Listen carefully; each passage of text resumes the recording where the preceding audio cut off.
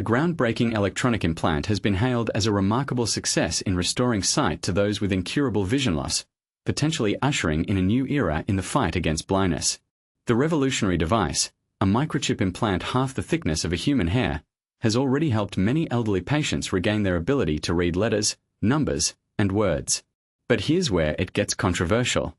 While the results are impressive, some experts argue that the device may not be a complete solution for all patients, and further research is needed to understand its long-term effects and limitations. And this is the part most people miss. The implant is not a standalone solution. It requires extensive training and rehabilitation for patients to fully utilize its benefits. So, while it's an exciting development, it's not a quick fix. The trial, involving 38 patients at 17 sites, including Moorfields Eye Hospital in London, found that 84% of participants could read letters, numbers, and words again after the implant.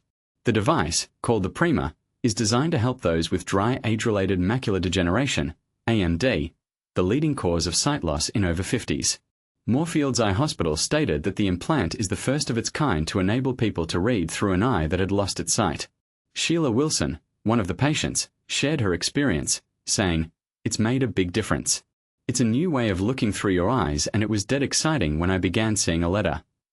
But it's not just about reading.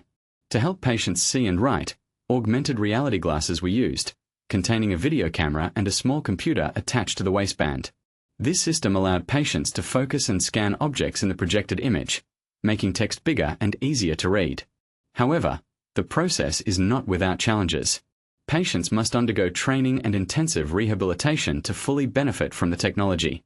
So, while the implant is a remarkable achievement, it's not a simple solution. It's a complex process that requires dedication and effort from the patients. The results of the trial have been published in the New England Journal of Medicine, and the debate continues as experts explore the potential and limitations of this groundbreaking technology.